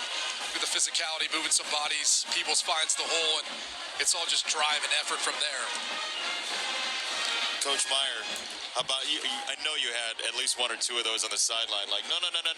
Okay. Great play. Yeah. Don't do that. Great play. No. It's quite the ride. You mentioned it, Coach, about the Big Ten and teams joining up in the Big Ten. There is this whole West Coast arm now, including the runners-up in the college football playoff last year. Oregon would have been there, but for the Washington Huskies, and then obviously UCLA and USC, and everybody in Trojan land hoping for a better season than last year. But how do you avoid getting buried in this new Big Ten? It's going to be really tough on the middle, I'd have to imagine. Yeah, Jared Arnold at the Big Ten Network, we do a little show together. He brought that up last year. Is of course, Ohio State, the team up north, Penn State, their jobs get harder. But you know who got really a hard job now? Michigan State, Wisconsin, Nebraska, Iowa. Those really, really good teams can fight for a chance, but now they just maybe move down a little bit in the Big Ten. I'm curious, Coach, how you view teams like UCLA, USC. We've got to construct a roster now that's going to be able to compete with the physicality, the size of some of these Big Ten teams, and then even something that you really can't practice is playing in inclement weather. A lot of these guys, look, we work with Matt Liner. He's soft as can be. He can't handle it. Oh, ouch. So how do they have to adjust to those sorts of things that are hard to prepare for? Yeah, we're going to get a text from Matt Liner here in a minute. 3, 2, 1. But that is a reality, and that is something that Dan Lanny mentioned to me at Oregon about the Big Ten Conference. It's a it's a little disappointing because you're seeing one of the great conferences in college football disappear, the Pac-12. Yeah. But now you're seeing these four historically great programs transfer to the Big Ten. Can they adapt? And it's a average plane ride of 2,300 miles, which, by the way, I just did from Oregon to here. That's a tough. Now I wasn't on a charter like they will be. How far is it mile-wise to get to Augusta? That's the real question. Man, rub it in. Aaron Noland into the ball game. Joel, we've seen Aaron Nolan get out of the pocket here a little bit. That is his given name, by the way. His dad had the nickname based on Michael Jordan. What have you seen from him so far? Well, I mean, he just gets in the ball game, and for Air, it's about, and the coaches have talked about all week with him, is know where to go with the ball. You heard Coach earlier talk about have a plan, and they want to see him have a plan. Now, this is going to be more basic offense here, but have a plan of where you want to go with the football. It was a quick set, quick throw. He had a plan. He just misfired a little bit. 3rd down and 7, 20-20. We showed you the scoring system earlier. This has been a highly competitive game. You see a lot of spirit, like team spirit on the defensive side specifically here. Togetherness. Not as much thinking, right? A lot of these players, even though they might be getting more reps than they're accustomed to, Jim Knowles has been here, whereas the offense is still getting accustomed to Chip Kelly with different pieces mixing at the quarterback spot. So, again, the defense should be ahead of the offense at this point. Nolan got it to the fringe for Kojo Antwi, and a first down. Junior out of the state of Georgia. There's Jim Knowles. Coach Meyer, you've seen Jim Knowles for a while. What makes him so talented and skilled as a defensive play caller? Well, obviously, I know the inner workings of the Ohio State program, just being so close with Coach Day, and they say he's just a football junkie, has great experience. He's coached multiple different conferences against multiple different styles of offense, and it's a very fast system, so they have one word, so they can get in and out because he's used to the spread and the tempo offense, so one word tells them. It's very systematized is what I was trying to say, and that is against up-tempo teams, it's a one word and everybody knows what to do on defense. You know, I think that happened, and he developed that after he went from Duke to Oklahoma State. Just think about that era of Big 12 ball when he was the head coach. Good run here, right down the middle. It's a touchdown. Sam Williams-Dixon, the freshman from Pickerington. Really well blocked up front. That is music to Buckeye fans' ears. Really well blocked up front. Joel, you were saying that Big 12 era was like tempo. It was super high tempo, lots of shots down the field, and he developed that one-word system, Coach, you know, there in order to combat what was going on with the Big 12, and it's just kind of stuck. And I would just say one other thing about Jim Knowles. I feel like the adjustment that they made defensively last year from the previous season was the reason they had so much success. And that adjustment was they felt like they gave up too many big plays in crucial situations a couple of years ago. Think about, you know, team up North Michigan in that ball game, a couple of long runs from Donovan Edwards, the big plays from Georgia in that semifinal. And they came in and he pulled the reins back, and they were less aggressive. They maintained their levels of defense more often, and because of that, they were one of the best in all of college football in terms of giving up the least amount of explosive plays. And when you just force an offense to drive the field against as talented a defense as they have, you're going to succeed quite a bit. And so big feather in his cap, Jim Knowles, and what he was able to do last year in that adjustment. Jenny, who do you have with you got a couple former defensive players with you? I do. Jeff Okuda, Denzel Ward. Thank you guys so much for chatting. And truly, what's so special about these spring games, and guys want to come back, you want to be a part of this. So I do want to ask you, Jeff, when you were playing at Ohio State, how did this place prepare you for the next level? Something we say a lot is that iron sharpens iron. So every day we're at practice, going against the best receivers in the country.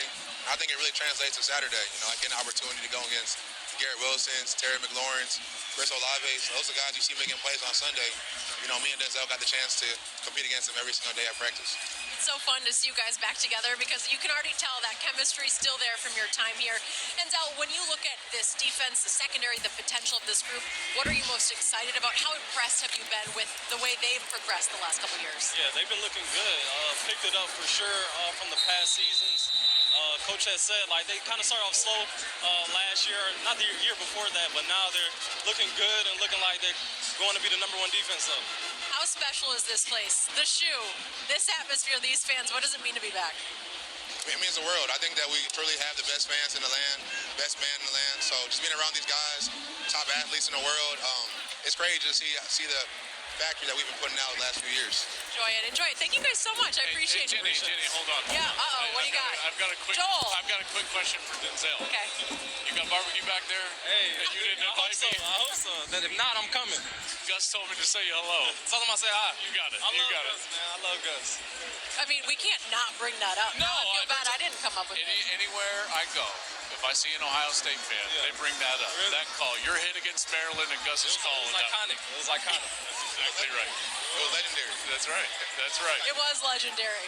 It's great to kick me out after that. That actually changed the targeting rule. I feel like they start talking about it more and focusing on the targeting rule, like what is really targeting and what is not. So it definitely made a difference. So I was glad I was able to play a part in that transition. Well, you know what they say, hurt my feelings. Joel, make sure he knows that was not targeted. As a freshman, I was like, okay, I guess it's time to go. But by the way, that was not targeted. It was. I lost my mind up in the booth. Coach Meyer is up there. He agrees with no targeting. Right. It was bad. Like I said, it kicked me out five plays into the game, but Jeff came in ready to play. The youngster got his work. I was surprised, but I had to be ready. I love it. Guys, great to see you. Thank you guys so much. Appreciate it. I love the memories, man. College football, like no matter what this turns into, it's all memories in the end. For Sam Williams-Dixon, who's going to remember this day for a while, you'd have to imagine. Those DBs are two of the best. That's one of the things here is you talked about the coverage. Ohio State has the most first-round picks, both wide receivers and defensive backs in any program in college football history. So it's just a small window there into the lineage. Low snap. We haven't seen very much in terms of cavalier work with the football. Coach Meyer, you had a lot of guys come through here. Who were the two, you see the friendships that build, like who were some of the guys who were closest while they were here and then beyond, like the really good friendships you saw? Well, there's so many, but it come to mind is Joey Bosa and Zeke Elliott. Both these guys were highly recruited guys, became household names in the great state of Ohio and national champions, and forever they became extremely close. I think of Paris Campbell and Terry McLaurin, two household names also in Ohio and now in the NFL. And that's one of the great things about coaching, seeing guys from different parts of the world come together and become great friends. And a place like Ohio State really promotes that. You see Mason Maggs getting a couple carries, a wide receiver to start his high school career. He then became a quarterback and getting the run there to set up a 3rd down and 5.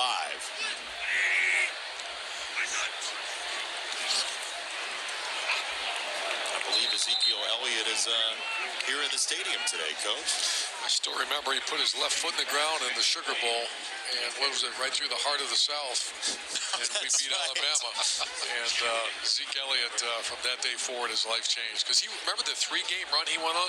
Yes. 250, 250, 250 against Wisconsin, Alabama, and Oregon. For the national championship. I don't want to make you rank the running backs you've had. Oh, but you're going to. But you know what? We have time. Coach? Well, top of the heap has got to be Zeke, and then J.K. Dobbins, and Carlos Hyde. My gosh, we've had so many great players.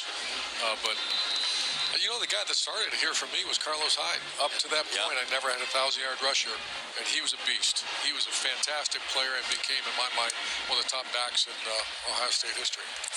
Joel, any positions that you want Coach Meyer to rank while we're at it? Did you do quarterbacks yet? You want to? I was going to ask him about the stripes. Actually, no.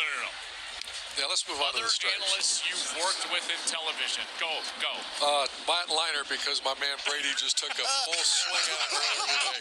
So, Matt, add that to the text chain. Oh, Matt, he doesn't love him. He doesn't love him. I just know he's kicked up on the couch somewhere hanging out. Yeah, he is. His phone's blowing up. He's like, what? Why? I'm trying to have lunch. Let's talk about analysts. How about Mark Ingram, what he brought to our He's been fantastic. Great energy. Mark was fantastic. There's no doubt. And now Matt's going to be like a new man with his brand new plastic hips. Yes. Love it.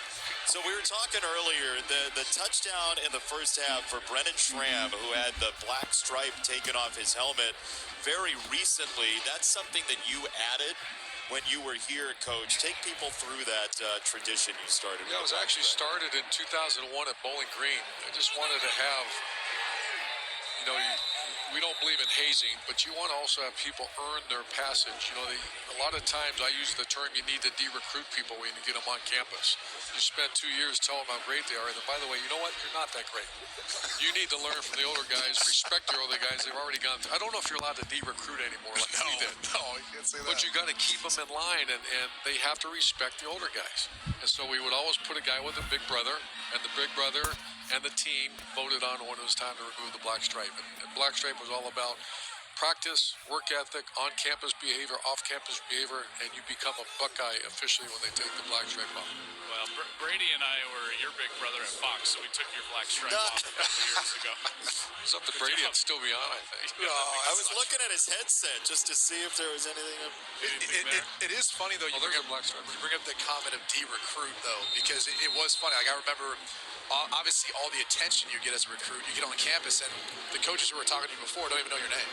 And you have to make an impression. These spring games are really those opportunities for a guy like Aaron Nolan, who's making a solid impression so far today, but so many others, too, that are really trying to grab the attention now of their coaching staff to re-recruit them, if they will, even though they're on this roster. But so much has changed now. I mean, roster retention is part of the job of a lot of these coaches now. And you talk about earning the respect of your coaches, but even more importantly, your teammates. That's why I let the team always decide when it was time to remove, because they know. The players know. Coaches think they know, players know. Because you have the big brother take it off, right? Right.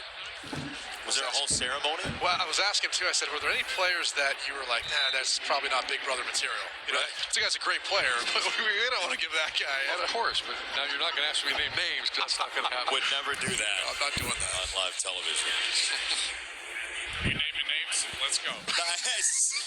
See, you're safe down there out of the booth, Joel. You can ask. This is turning into the Joel Clapp podcast. This is what's happening. What's becoming a roast of Urban Meyer, and Joel's the MC. Well, Coach knows I love it. Third down and 6 here for the offense. Final play of quarter number 3.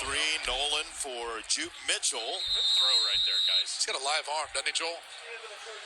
And the good report. All right, so fourth quarter coming up. We are learning a lot about the depth of Ohio State. And the pride of this program, the Buckeyes Scarlet and Gray game. Hi, Brutus.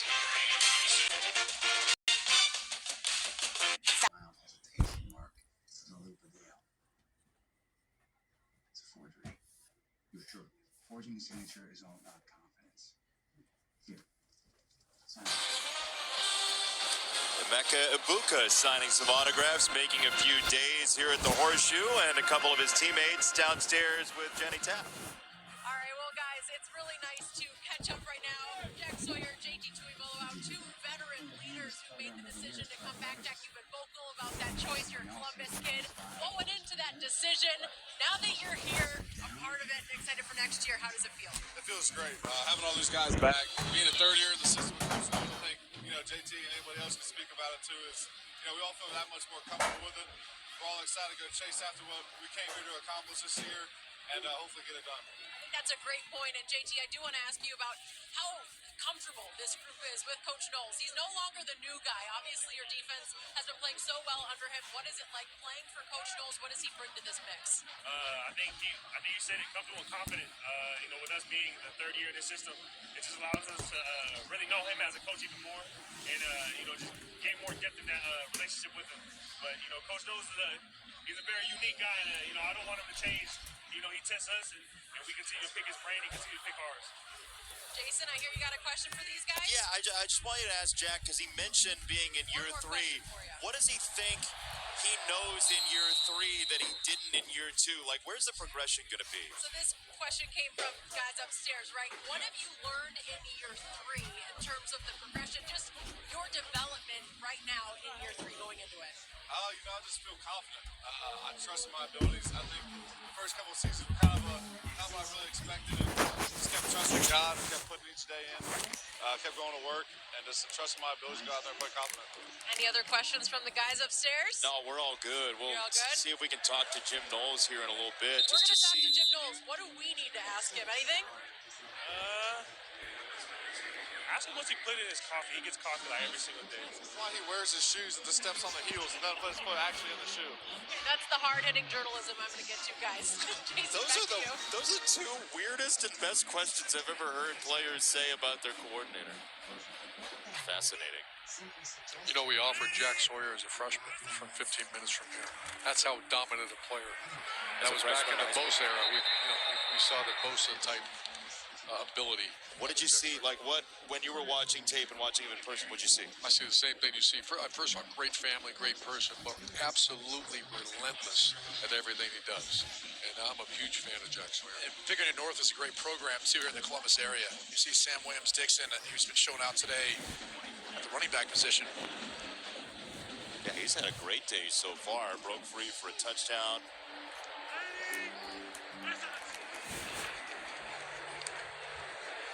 Coach, how do you learn about depth other than situations like this? As you're watching practice in October, November, those little peaks in games when you have to use guys, how do you learn about your depth? Well, I think everyone's got to remember these are 17, 18, 19-year-old. They are developmental people. They're not the 25, 26. And those people, those age players improve as well, but the college, a lot of times they'll gain 25 pounds because they're still growing, they're still maturing. So you'll see a Mike Thomas all of a sudden grow up one day like, wait a minute, that's Mike Thomas now. As opposed to, that's one of the great things about coaching college players, the development of people. And Ohio State and Mickey Marotti does as good as anybody. Joel, this expanded college football playoff. We've talked about it, right? You're going to have to win something like 16 games at 12 teams. So there's just going to have to be more depth, but also you might think about calling plays differently over the course of the season, right? I think so. It depends on the depth at certain positions. You know, I know Coach Day talked about they feel like they're going to have the ability to run the quarterback a little bit because they're so deep at quarterback. The competition, nice. Good breakup right there. Got a flag. It's Deontay Griffin, and the first penalty of the game. Penalty. Comes in quarter number 4. Pass interference. Defense number 43.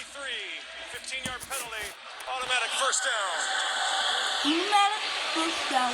Guys, I'm here with defensive coordinator Jim Knowles and Coach. I know they're driving here, but overall, you got to be pretty pleased with the way your defense has played. Yeah, I mean, the culture I think that we've established, you know, it applies to everyone. It applies to everyone, and even though we have a lot of young guys in there, I think they're playing hard. You know, we're getting some interceptions, making some plays. Let's go, Ohio. There's an example of one of your one-word calls there. Yeah, you know, you got to be fast in today's game, particularly against the Chip Kelly offense. I mean, things happen really, really quickly. Coach, what are you looking at to make those calls? Take us through what you're doing right now. Well, you try to look at the formation. Obviously, you got to look who's in the game right now for us. Different guys. Lambo. You got some new guys, so you got to keep things really simple for them at the same time and allow them to play fast. Appreciate your time, man. Thank you. Look at that. He's seeing formations, calling the defense, and doing the interview. It's amazing. It's a multitasking. Coach Meyer, you have friends everywhere in this place, don't you? I do. I have a great friend. Great touchdown run there. TC Caffey with the touchdown. The defensive staff is not happy with me down here because they feel like I distracted Coach during the drive. So Joel, I might have to leave this side of the field pretty quickly, guys. But Jason, I have Gene Smith sitting with us, one of the top athletic directors, not at Ohio State, not recent, but in the history of the game. And Gene, great to see you, and thanks for everything you did for me and for Ohio State. But what makes Gene, I don't think everybody realized, he played the game. Yep. So whenever you had a student-athlete issue, it was so easy to go to Gene Smith because Gene was a former player at Notre Dame and obviously a great athletic director. You're kind of winding it down, brother. I am, man. I am. I'm winding down. I'm going to get that 13 down to like a 5 handicap here soon. Working on it. Yeah, some great memories in the stadium, Gene. Oh, my God, Urban. You know, you and I have unbelievable experiences here and great memories, great fans and great players, and there's some great contests. So it's been a joy, and I'm really excited about just being able to sit back and chill and reminisce. Well, I think the elephant in the room is the future of this game. Yeah. That you played and you spent the majority of your life around, and it's still the greatest game of all, but there's a lot of changes going on. There's no question about it. I think the motto for intercollegiate athletics is going to change, but I tell people all the time, whatever the powers to be do, they just got to keep in mind that these are 17, 18, 19, 20-year-old kids. So the game won't change that much, but everything else around them will. And we got to protect them from all the other things that goes on. But it's going to change. The model's going to change. They're going to be compensated in a different way. And that's okay. We just have to embrace that. I just hope the whole life after sport continues, because that's the most, in our mind and your mind, that was always the most important thing. What experience do they get out of Ohio State? There's no question. 1% of these guys are going to go pro. The rest of them got to go find a job, or they got to go to grad school. So we can't lose that focus. Gene, what is it like to sit here and watch a spring football game with 75, 80,000 people? That's unreal.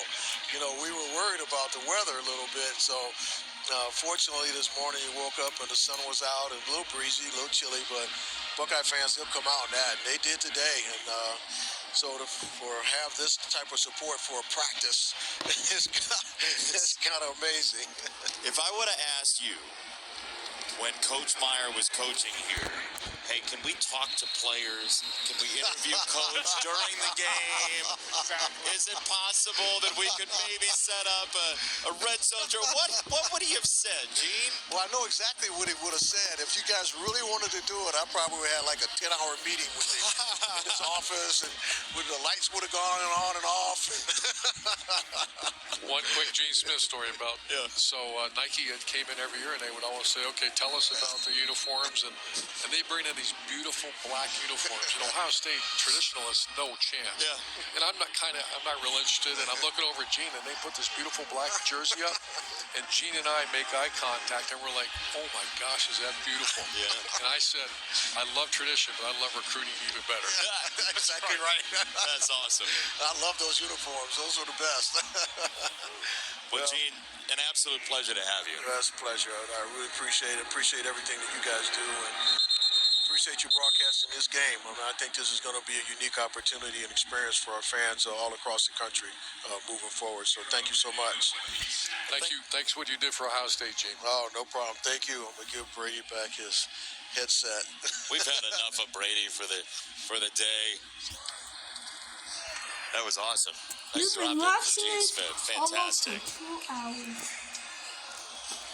All right, and it's every year, as you were talking about it, Coach, this game seems to change a little bit, but there's going to be more opportunity in the college football playoff as the defense gets there again with the pressure. Caden Curry.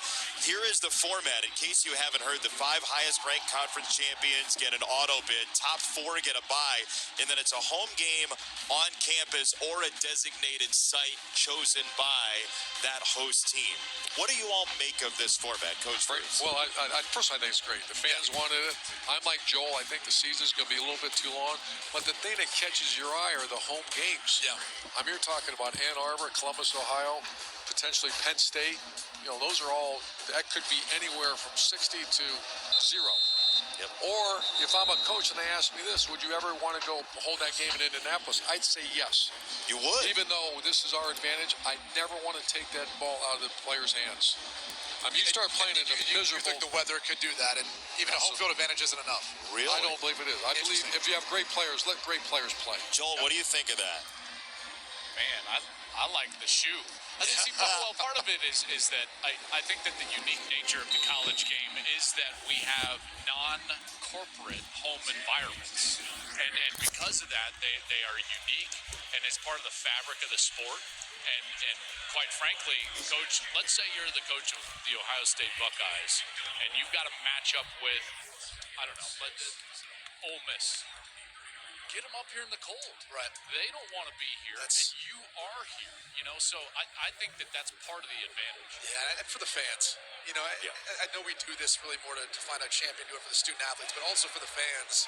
Having that home field environment, can you imagine a playoff game in the shoe and what that would be like, and that 12-man advantage that I think they could provide. So for that reason, it's one of the unique parts about college sports that I hope we can keep. Coach, who do you think the teams are that can actually win a title this year?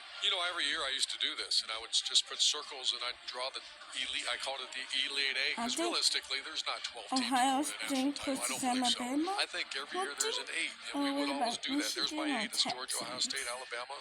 the Wolverines, Oregon, Texas, Ole Miss, Utah. Notre Dame was right there on the edge, but I would always evaluate those 8 teams and say, what do they have that we don't have? We have to stay up in that. So that's why I don't really look at the top 10 right now, Brady. There's so many variables right now of how you can get there and how you stay there.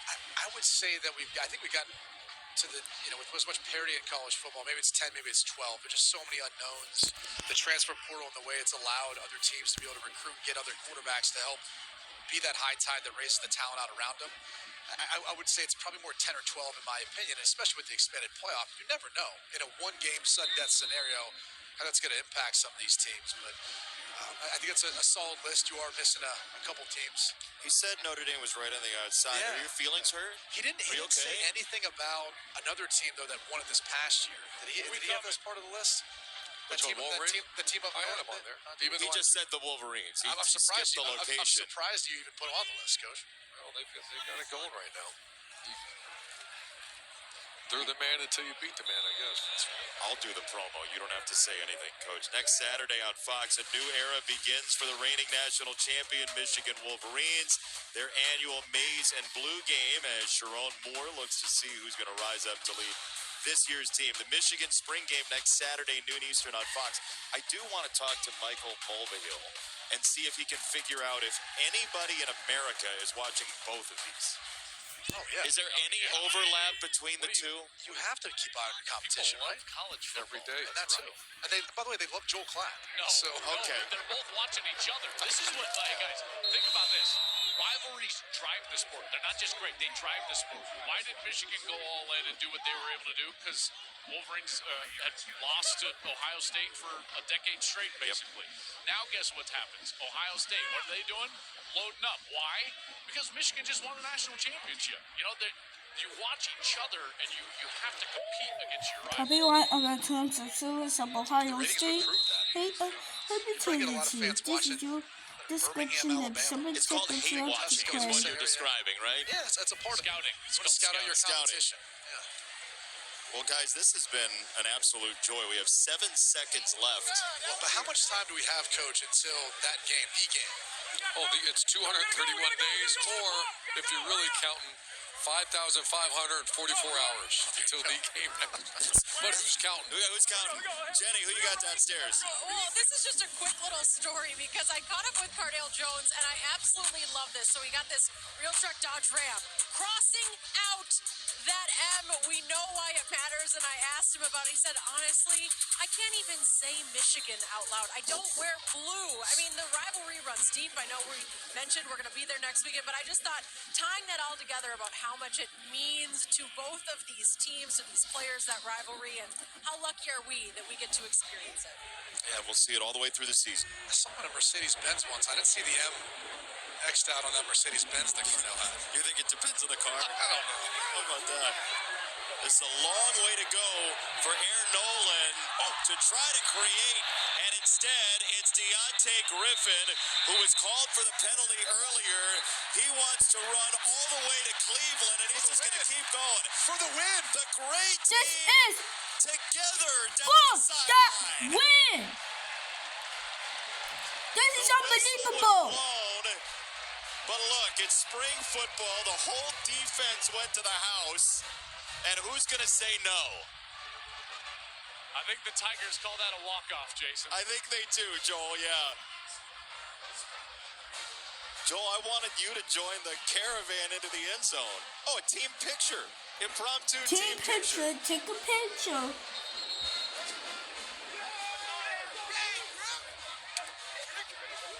How can you not love college football? Fire. All right, we're going to step aside. We will sort out the official scoring if you care to have us do that. Ryan Day and Ohio State spring game has come to an end, and we'll finish up from here in Columbus next. We're going down to do the Carmen, Ohio. Smile, you found it. The feeling of finding psoriasis can't filter out the real you. So go ahead, live unfiltered with the one and only. So did it count as a touchdown or no? You take it all the way to the house for a touchdown, but it will be it's like the feeling of finding you're so ready for your close-up. Bring your A game today. the Memphis Showboats. You know more college football? Watch this. Wow, sensational. The United Football League, tonight at 7 Eastern on Fox. Today on FS1, it's the next chapter in a brewing rivalry. The benches are clearing in the American League Championship Series. The Rangers battle the Astros today at 4 Eastern on FS1. Official final score, Scarlet wins 34-33. They blew it dead, so no pick six. Coach Meyer, post-game here, this Ohio State team, you look at the schedule coming up in the non-conference, Akron, Western Michigan, and Marshall, and it's all really a lead-up. You mentioned the Oregon game. It's a lead-up.